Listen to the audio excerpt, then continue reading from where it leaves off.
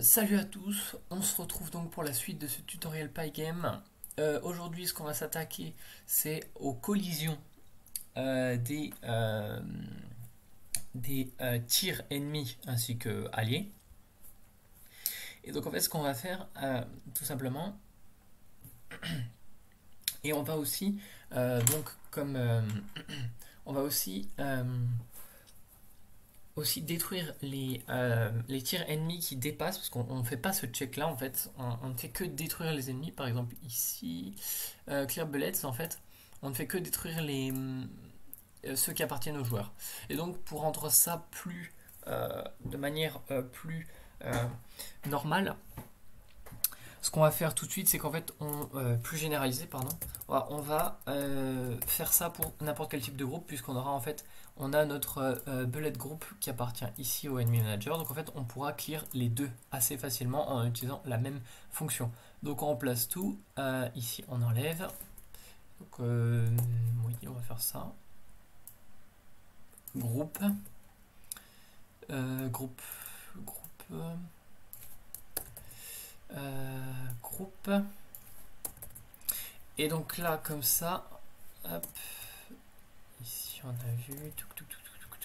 Donc ici, en fait, on a juste à passer du coup le player bullet group, et on recommence la même chose avec le self.enemy.manager.bullet group. Et donc là, on a effacé tous les tirs. Donc, on va s'attaquer maintenant à la collision. Donc, à la collision, donc ce qu'on va faire, c'est qu'on va faire une fonction. Tiens, on va un peu diminuer tout ça. Start, on n'a pas besoin. L'init, normalement, ça devrait être bon. Pour l'instant, draw, c'est bon. Clear bullets qu'on a modifié.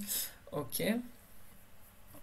Et donc, il va falloir faire une collision. Donc qui va être en update, donc qui va se passer, qui va se calculer en fait, qui va se récupérer après le draw. Collision, et on va faire un truc comme ça. Et donc c'est parti, on va créer cette fonction tout de suite. Def, voilà, self, et c'est tout. Et donc, alors, il y a plusieurs manières de le faire. Vu qu'on a utilisé des sprites, en fait c'est tout simple de manager les collisions. Donc ce qu'on va faire, c'est qu'on va juste regarder dans chaque ennemi. En fait, si chaque ennemi est heurté par un bullet player, et ben dans ce cas-là, on va dire que cet ennemi mourra ainsi que le tir. Et puis bon, après plus tard pour les épisodes suivants, on verra le score. Et ce qu'on fait notamment, enemy self player, donc self enemy manager, donc ce qu'il nous faut, c'est le sprite group, et il nous faut les sprites associés. Donc pour chaque ennemi, on va regarder si donc on va regarder pour chaque, en fait on a cette méthode là, sprites, sprite collide ici. En fait, elle va checker si un sprite touche un groupe, tout. En fait, elle va renvoyer une liste contenant tous les sprites qui touchent notre ennemi dans un certain groupe. Donc, on va lui passer notre ennemi. Donc, en fait, nous, on veut que ce soit notre ennemi. Et ensuite, on va lui donner le groupe des player bullets. Et on va dire, on va mettre ça à false. C'est pas très grave, en fait, c'est voilà.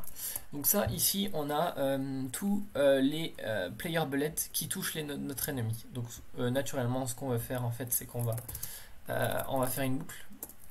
On va regarder dans chacun. Et donc ce qu'on va faire, donc en fait ici false, c'est l'argument do kill en fait. En gros c'est quand ça collide, est-ce que il le tue. On va laisser à faux pour l'instant, on va le faire manuellement pour que vous compreniez bien, comme ça tout est clair. Parce qu'il va détruire uniquement que normalement le bullet.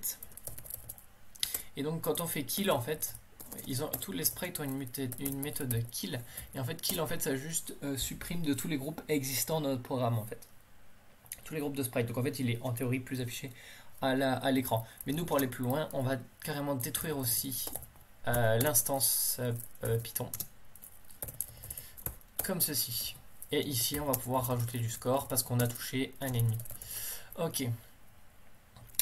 Ensuite, deuxième partie, il faudra le faire côté player, sauf qu'on a besoin de boucler dans tous nos ennemis. Donc ce qu'on fait, c'est qu'on va directement chercher toutes les belettes qui sont dans Pygame. Notre sprite collide. Allez. Sprite collide. Et donc ici, on va mettre notre player en fait, self player. Allez, tu peux y avoir. Ici, on va le mettre tout simplement enemy manager. Bullet group et on va dire toujours faux et on va faire à la main false. Ok. Ensuite dans ce cas là on va checker si on a bien touché player touched. Donc ici ça va être nos conditions de game over en fait finalement. Donc, ce qu'il faudrait faire, c'est tuer notre belette, le détruire notre belette. Dans la mesure où notre player n'est pas dans le groupe, ça ne sert à rien d'appeler kill. Donc, ce qu'on va faire, c'est qu'on va juste détruire le player. Ensuite, ce qu'on va faire, c'est qu'on va faire un print game over. Pour l'instant, on verra pour quelque chose de plus logique. On va juste enlever ça du coup. Et ce qu'on va faire, ce que je vous propose aussi, c'est qu'on va appeler la méthode quit. Comme ça, ce sera fait automatiquement. Alors, à noter que la méthode quit, en fait, elle fait juste d'initialiser et détruire cet objet. Sauf que, sinon on est à manage collision, il va quand même continuer la boucle update. Donc ce qu'il faut rajouter, c'est qu'on va rajouter juste quit. Donc quit, c'est une fonction Python dans ce cas-là. C'est une fonction Python. Ici, en fait, qui permet de détruire, en fait, de terminer le code, quoi qu'il arrive. Donc c'est plutôt pas mal. Donc voilà. Voilà. Et donc on va tester. On va tester tout de suite. On va tester tout de suite.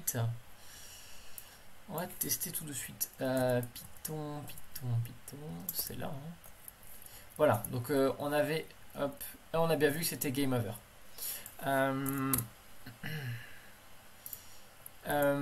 Ok, on va juste rétablir les levels parce que j'ai pas vu qu'on avait ça. Ok, on recommence. Et puis voilà, donc normalement si on touche un ennemi, on va juste diminuer un peu la vitesse des ennemis. Donc je vous propose de 1,2, la vitesse de tir des ennemis à 1,5. Et voilà. Et donc là vous avez bien vu que j'ai pu détruire un ennemi. Donc ça marche bien et on est bien passé au level 2 puisqu'on n'avait plus d'ennemis. Donc voilà. Tout ça, donc c'est les collisions en fait. Donc il y a d'autres méthodes, notamment il y a aussi pour la collision, c'est des collisions en rectangle en fait. Il va se servir des rectangles des sprites en fait. Donc c'est un type de collision parmi tant d'autres. Et donc ce que je vous propose, c'est que dans l'épisode prochain, donc vu que l'épisode prochain va sûrement être un peu gourmand, vu qu'on va s'attaquer au score, mais en fait pas seulement tenir compte du score, mais aussi l'afficher en temps réel. Donc en fait ça va nous demander du texte, en fait d'afficher du texte. Donc ce que je vous propose en fait c'est de nous laisser là, même si cet épisode est très court du coup par rapport aux autres. Je pensais pas qu'il serait aussi court en fait. Et ce qu'on fera,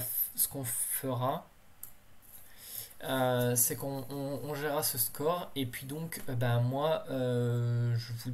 Ah oui, j'ai oublié quelque chose, j'ai oublié de vous dire. Il y a plusieurs méthodes pour faire les collisions. il y a le sprite collide, donc il va regarder si un groupe, dans le groupe, il va toucher un certain sprite. Nous, ce qu'on veut, c'est. Enfin, il y a aussi une autre méthode qui check avec un sprite et un autre. Donc en fait, c'est collide rect. Ici, si je l'écris, par exemple, im.sprite.collide rect, c'est utile normalement si vous cherchez à uniquement intersecter deux ennemis. Il y a la doc Python, toutes ces méthodes sont dans la doc Python sprite que je vous invite à venir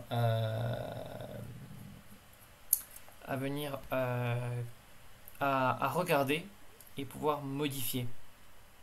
Donc sur ce, moi je vous laisse. Bye bye, salut salut.